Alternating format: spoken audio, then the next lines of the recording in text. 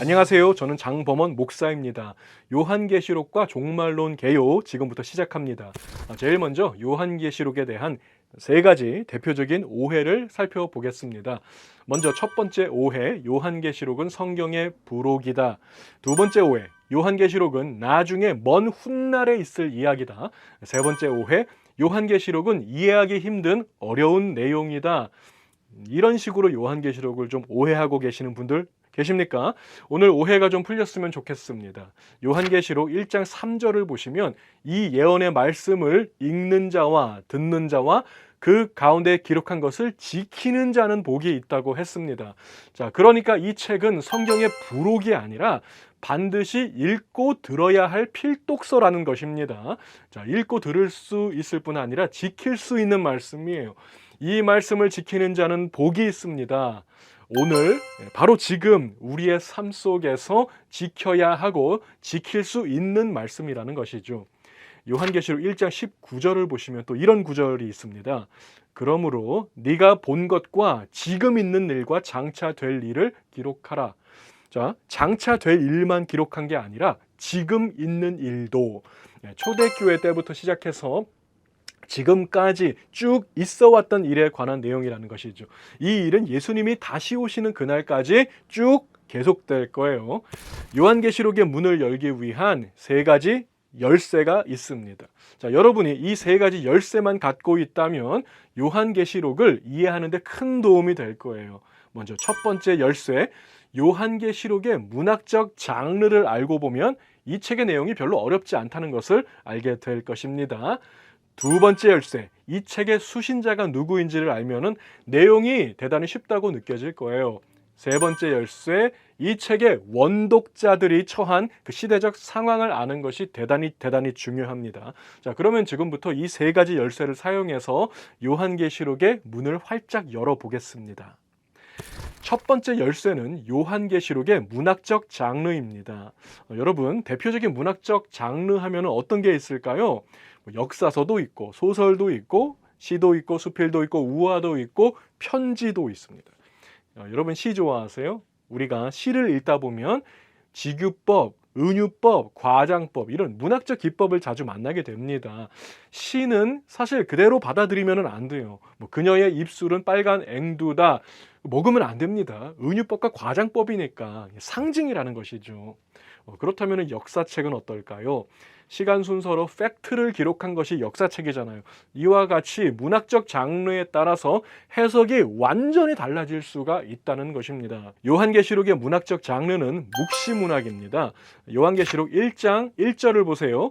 예수 그리스도의 계시라. 여기에서 계시라고 한 것은 감추인 것을 reveal, 드러낸다는 뜻을 갖고 있습니다. 그리고 또 한 가지, 이것은 문학적 장르를 지칭하는 단어예요. 계시는 헬라어 단어 아포칼립시스입니다. 이 단어는 문학적 장르를 지칭하는 단어예요. 지금으로부터 2000년 전 요한계시록이 기록될 그 당시에 아포칼립시스는 묵시문학을 지칭하는 단어로 사용이 되었었습니다. 묵시문학이란 계시적인 내용을 담고 있는 문학적 장르인데 특별히 다음과 같은 특징을 가지고 있어요. 먼저 묵시문학의 주요 내용은 세상의 끝에 종말에 관한 것입니다. 또 묵시문학에는 선과 악 사이에 벌어지는 전쟁과 싸움에 관한 내용이 많이 담겨 있습니다. 자, 그리고 가장 중요한 건데요. 외부인은 이해할 수 없는 암호나 기호나 상징 이런 게 많이 나온다는 것입니다. 요한계시록에는 이 세 가지 특징들 다 나와요. 종말에 관한 내용, 예수님의 승리와 사탄의 패배에 관한 내용, 그리고 암호나 상징이 곳곳에 사용이 되고 있습니다. 자, 이와 같이 요한계시록의 주 장르는 묵시문학입니다. 주 장르가 있다는 것은 뭐예요? 부 장르도 있다는 것이죠. 요한계시록의 부 장르는 편지입니다. 1장 4절을 보시면 요한은 아시아에 있는 7교회에 편지하노니 그랬어요. 요한계시록의 구조는 편지의 형식으로 되어 있습니다. 여러분 편지 써보셨죠? 편지에는 발신자가 있고 수신자가 있어요. 명확합니다. 자, 그러니까 발신자와 수신자가 어떤 상황에 처해 있는지를 아는 것이 대단히 중요하다는 것입니다. 그리고 편지는 구조가 명확한 편입니다. 인사말이 맨 앞에 나오고 본론, 결론. 자, 요한계시록은 편지의 구조로 되어 있기 때문에 이러한 순서를 따르고 있습니다. 마지막으로 이 편지를 읽다가 이상한 암호나 기호 같은 게 나오면 자, 그건 누구를 위한 암호일까요? 저와 여러분을 위한 암호는 아닙니다. 원독자들, 이 책의 원래 수신자는 그 암호나 기호가 무슨 뜻인지를 명확하게 알고 있었을 것입니다. 여기에 젊은 한 커플이 있어요. 신랑이 신부한테 편지를 썼어요. 그리운 나의 신부에게, 이렇게 시작하는 편지입니다. 제가 몰래 훔쳐서 읽어봤는데 이게 도대체 무슨 말인지 하나도 모르겠는 거예요. 두 사람만 아는 단어라든가 표현이나 암호가 여기저기 나오니까 저 같은 외부인은 도통 알 수가 없더라는 것이죠. 요한계시록에는 우리가 이해하기 힘든 암호나 기호나 상징이 대단히 많이 나옵니다. 자, 이 책의 원독자들은 그거 100%다 이해했어요. 그러나 우리는 원독자가 아니니까 그거 100%다 이해 못합니다. 그리고 너무 이해하려고 그걸 막 어디에다 이상하게 갖다 붙이고 하면은 큰일 납니다. 그러다가 이단이 나올 수도 있는 거예요. 그럼에도 불구하고 전체적인 문맥을 파악하는 것은 그리 어렵지가 않습니다. 신랑이 신부한테 쓴 편지에 나오는 암호나 그 기호가 무슨 뜻인지 몰라도요. 신랑이 신부를 많이 사랑하는구나. 두 사람이 지금 멀리 떨어져 있어서 보고 싶어 하는구나. 자, 이거는 알 수 있다는 것입니다. 요한계시록은 그렇게 접근해야 하는 것입니다. 나무를 보지 마시고 숲을 보시기 바랍니다. 이번에는 이 책의 수신자가 누구인지를 좀 더 깊이 살펴보겠습니다. 요한계시록의 수신자는 소아시아 지역에 있는 7교회입니다. 요한계시록 1장 4절 말씀 보세요. 요한은 아시아에 있는 7교회에 편지하노니, 숫자 7이 나옵니다. 묵시 문학의 특징 중에 하나는 암호나 기호나 상징이 많다는 것이었죠. 요한계시록에 나오는 숫자는 거의 대부분 상징적인 의미를 갖고 있습니다. 특별히 숫자 7은 complete, 완성, 완전, 이런 뜻을 가지고 있는 상징적인 숫자입니다. 자, 이 원칙을 이 책의 수신자에게 대입해 보자고요. 요한계시록의 수신자 7교회는 완성된 주님의 교회, 전 우주적인 모든 교회를 상징하는 것입니다. 자, 요한계시록 1장 1절 다시 보세요. 예수 그리스도의 계시라, 이는 하나님이 그에게 주사 반드시 속히 일어날 일들을 누구에게? 그 종들에게 보이시려고, 주님의 모든 종들에게 보이시려고, 모든 그리스도인들에게 주신 편지라는 것입니다. 자, 요한계시록 1장 11절 말씀도 보세요. 내가 보는 것을 두루마리에 써서 에베소, 서머나, 버가모, 두아디라, 사데, 빌라델비아, 라오디게아 등 7교회에 보내라. 요한계시록은 두루마리에 기록이 되었죠. 몇 개의 두루마리? 1개의 두루마리예요. Write on a scroll, 1개입니다. 7개의 두루마리에 따로따로 써가지고 7교회 보낸 게 아니고 두루마리는 1개밖에 없어요. 이게 무슨 뜻입니까? 다 돌려봤다는 거예요. 회람서신이라는 것입니다. 자, 맨 처음에 에베소 교회가 이 두루마리를 받아서 편지를 읽을 때 다른 교회에 관련된 내용 있잖아요. 그거 봤을까요? 안 봤을까요? 봤습니다. 100%입니다. 사실 다른 교회에 관한 내용이 더 궁금할 수도 있어요. 그거 보면서 무슨 생각을 했을까요?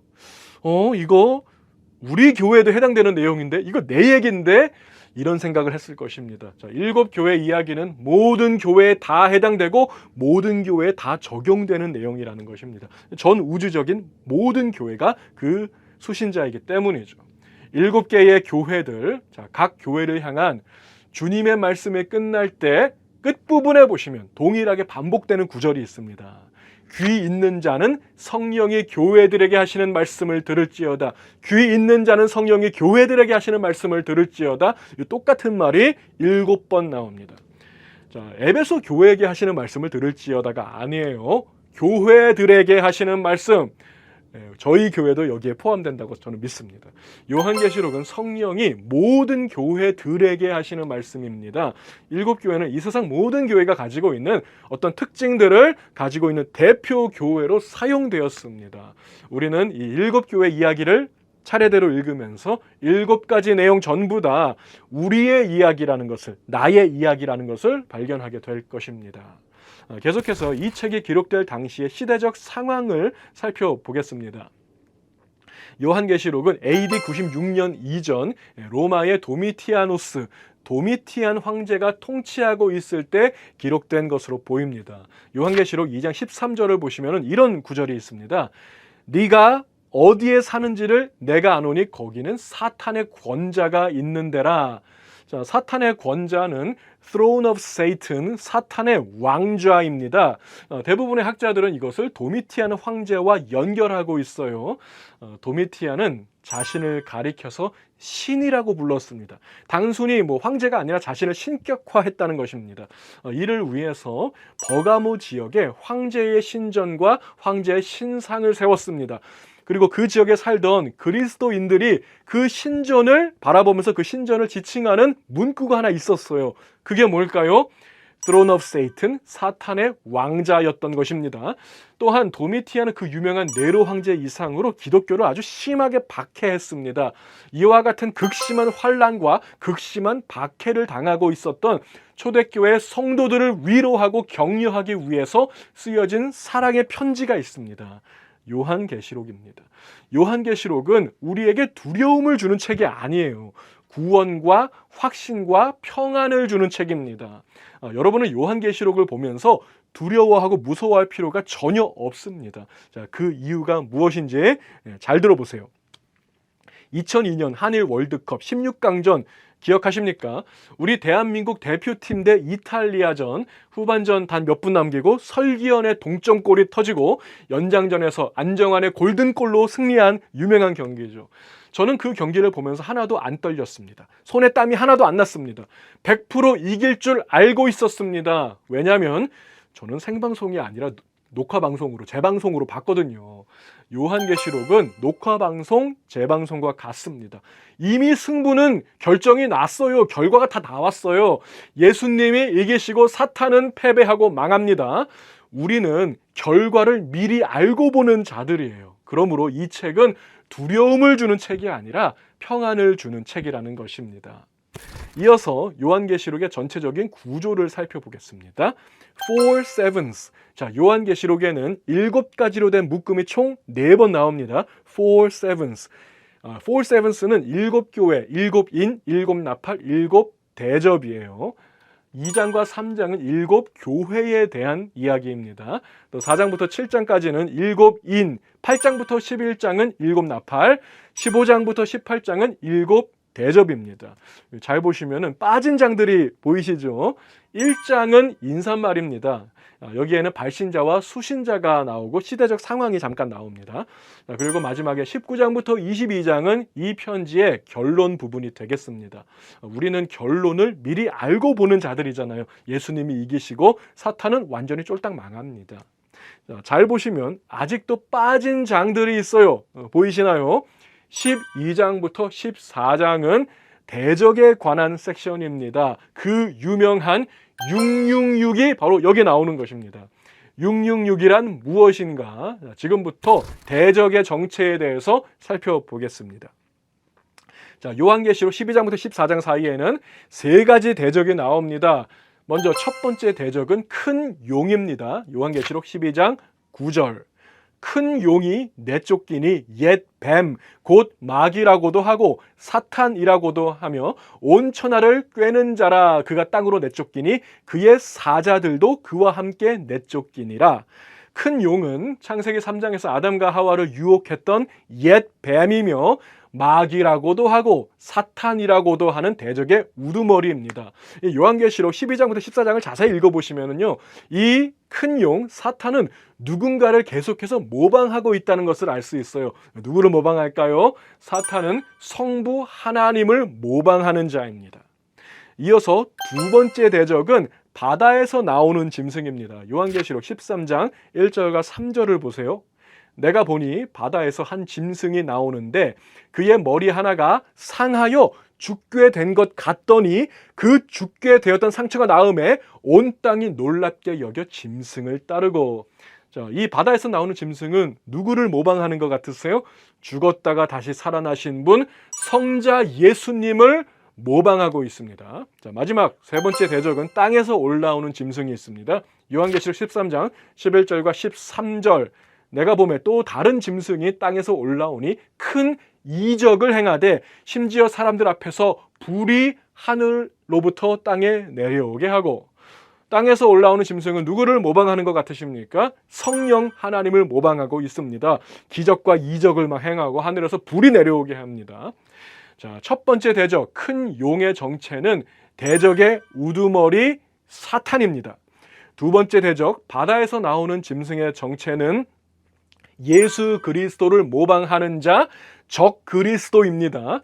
세 번째 대적, 땅에서 올라오는 짐승의 정체는 성령 하나님을 모방하며 이적을 행하는 자, 거짓 선지자입니다.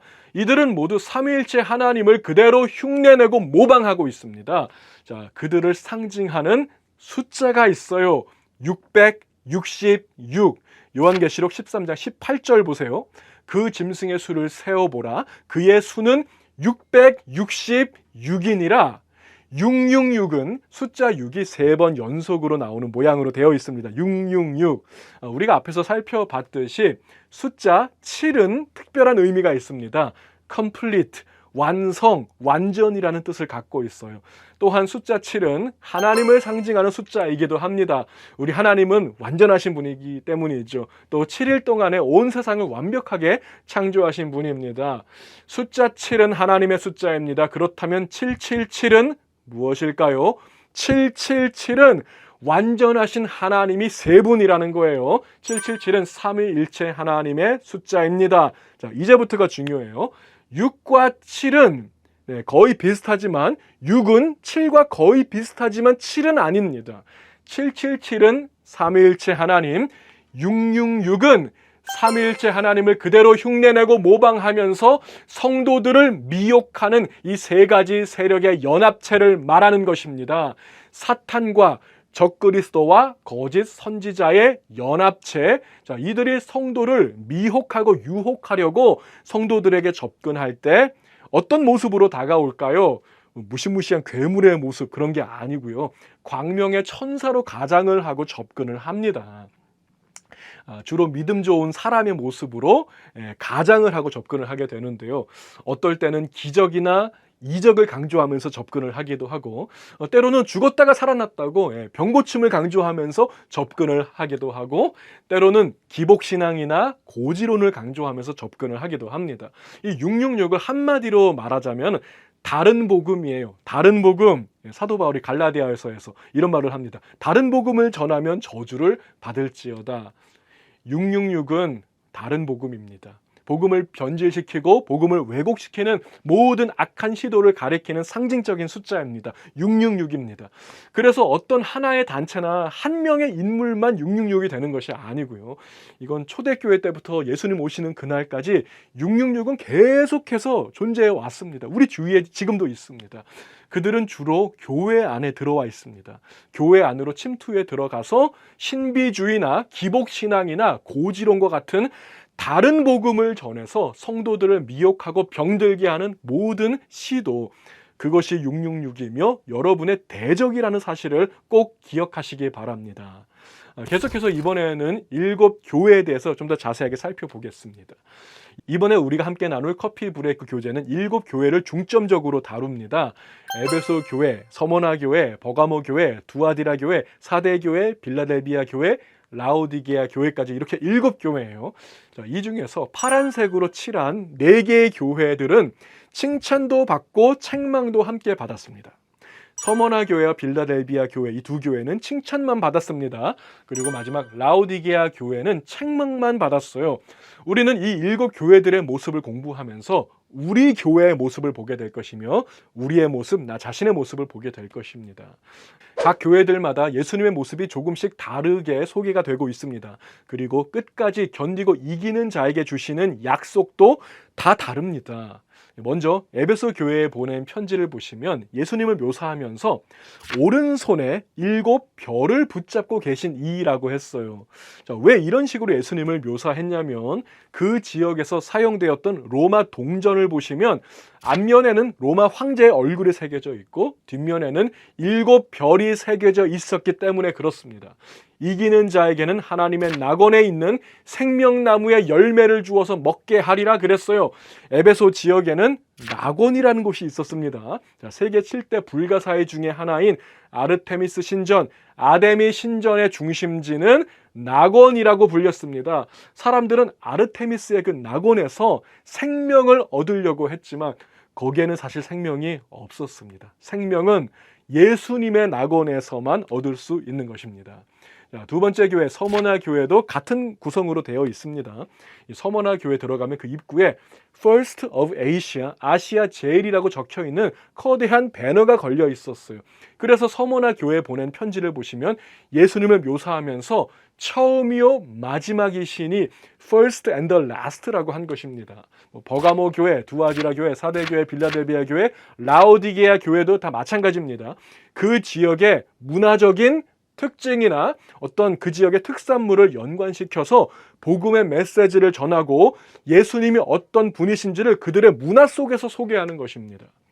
여러분, 예수님은 문화를 결코 무시하지 않으십니다. 오히려 문화 속으로 들어오시는 분입니다.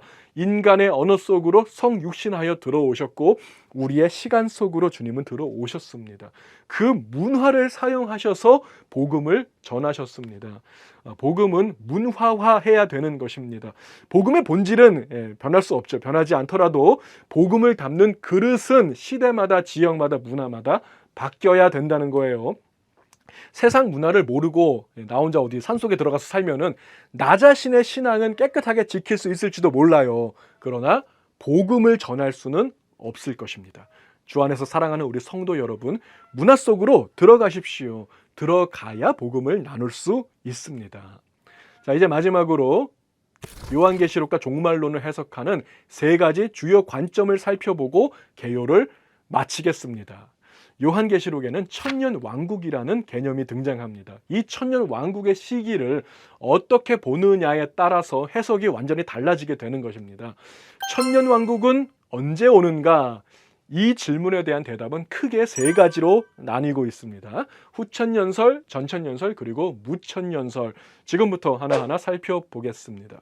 먼저 후천년설은 천년왕국 후에 예수님이 다시 오신다. 그래서 후천년설입니다. 전천년설은 천년왕국 전에 예수님이 다시 오신다고 해서 전천년설입니다. 자, 그러니까 예수님의 재림 후에 천년왕국이 시작이 된다는 거예요. 이 전천년설은 종류가 상당히 많습니다. 역사적 전천년설도 있고 요즘에 유행하는 점진적 전천년설도 있고 이 종류가 상당히 많아요. 그 중에서 가장 대표적인 전천년설은 세대주의적 전천년설입니다. 자세한 내용은 조금 이따가 설명을 드리겠습니다. 무천년설에서 무는 없을 무예요. 천년왕국이 따로 있는 것이 아니라 지금이 천년왕국이다. 그래서 무천년설입니다. 자, 이번에는 이 세 가지 가설이 어떠한 순서로 전개되는지를 자세하게 살펴보겠습니다. 먼저 후천년설을 역사적으로 보면은 다음과 같은 순서로 진행이 됩니다. 자, 먼저 예수님의 초림이 있어요. 그러니까 2000년 전에 예수님이 오셨습니다. 그리고 때가 되면 복음의 황금기가 찾아온다는 것입니다.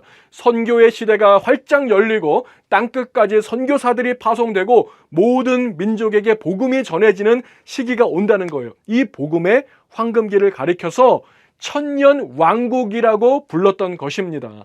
이 천년은 정확하게 문자적인 천년은 아니에요. 상징적인 천년입니다.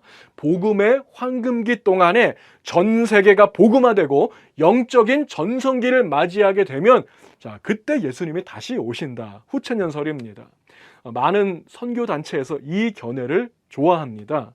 제가 예전에 CCC 활동을 할 때 그 CCC 구호가 하나 있어요. 민족의 가슴마다 피 묻은 그리스도를 심어 이 땅에 푸르고 푸른 그리스도의 계절이 오게 하자. CCC 구호입니다. 모든 민족의 가슴마다 십자가의 복음이 전해지면 이 땅에 푸르고 푸른 그리스도의 계절이 올 것이다. 그 후에 예수님이 재림하실 것이다. 이것이 후천년설입니다. 세대주의적 전천년설은 이것과는 완전히 다릅니다.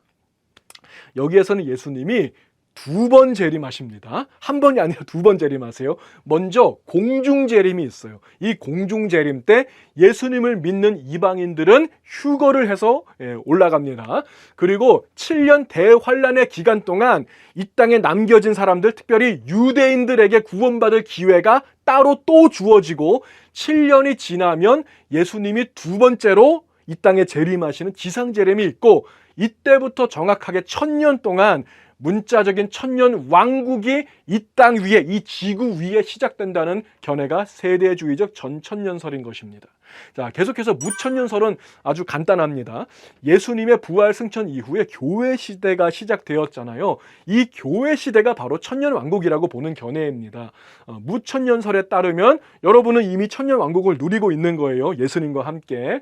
무천년설의 천년은 문자적인 천년이 아닙니다. 상징적인 천년입니다. 그냥 오랜 시간이란 뜻이에요. 오랜 시간에 걸친 교회 시대가 끝나면 예수님이 다시 오신다.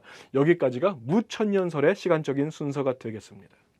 이 세 가지 견해가 가장 대표적인 종말론 가설인데, 최근에는 후천년설을 지지하는 분들은 거의 찾아보기가 힘들어졌습니다. 그 결정적인 이유는 두 차례의 세계 대전이었습니다. 이 후천년설에 따르면요, 예수님이 오시기 전에 선교의 황금기가 찾아와서 땅끝까지 복음이 전해지고 이 땅에 푸르고 푸른 그리스도의 계절이 와야 되는데, 왔어요, 안 왔어요? 안 왔어요. 푸르고 푸른 계절은 안 오고 세상은 점점 더 악해져 가고 있습니다. 두 차례의 세계 대전을 우리가 겪으면서 사람들은 깨달았습니다. 영적인 유토피아는 오지 않는구나. 그리스도의 푸른 계절은 오지 않는구나. 이러한 이유로 후천년설은 지지를 거의 잃어버렸습니다. 자, 이번에는 세대주의적 전천년설의 특징을 좀 살펴보겠습니다. 세대주의적 전천년설을 지지하는 분들은요, 성경을 문자적으로 봅니다. 자, 그래서 요한계시록에 나오는 내용들을 시간순으로 보고 7년은 정확하게 7년이다, 1000년은 정확하게 1000년이다, 문자적으로 해석을 하는 경향이 있습니다. 여러분, 성경을 문자적으로 해석하는 것은 결코 나쁜 것은 아닙니다. 자, 그러나 모든 것을 문자적으로 해석하면 오류가 생길 수가 있습니다. 특별히 묵시 문학은 더 그렇습니다. 자, 그리고 또 한 가지, 세대주의는 역사를 시대별로 구분하고 있습니다. 각 시대마다 하나님께서 일하시는 방법이 다르고 구원의 방법도 다르다고 해석을 하고 있습니다. 가장 중요한 것은 이거예요. 유대인들의 구원 방법과 우리 이방인들의 구원 방법이 전혀 다르다고 보는 것입니다. 자, 이것이 세대주의적 전천년설의 핵심 교리예요. 이스라엘 기도운동, Back to 예루살렘, 인터콥, 이런 단체들이 세대주의적 전천년설을 지지하는 분들이 되겠습니다. 자, 이제 무천년설의 특징을 살펴봅니다. 무천년설은 요한계시록의 내용 대부분을 상징적으로 해석하는 경향을 가지고 있습니다. 왜냐하면 요한계시록은 묵시 문학이기 때문이죠. 여기 나오는 암호나 기호나 상징 이런 걸 무리하게 해석하려고 시도하지 않고 전체적인 문맥을 파악하는 것을 더 중요하게 생각합니다. 나무를 보는 것이 아니라 숲을 보는 관점이 무천년설이에요. 자, 그리고 결정적으로 교회와 유대인들의 구원 방법이 동일하다고 해석합니다. 자, 예수님을 나의 구주로 고백하는 자는 유대인이나 이방인이나 똑같이 구원을 받는다는 것입니다. 자, 이 세 가지 중에서 후천년설은 지지를 거의 잃어버렸습니다. 이제 종말론은 크게 두 갈래로 나눠지는 거예요. 세대주의적 전천년설과 무천년설. 세대주의적 전천년설의 핵심은 교회와 이스라엘이 별개라는 것입니다. 또 무천년설의 핵심은 교회와 이스라엘이 같은 운명체라는 것입니다.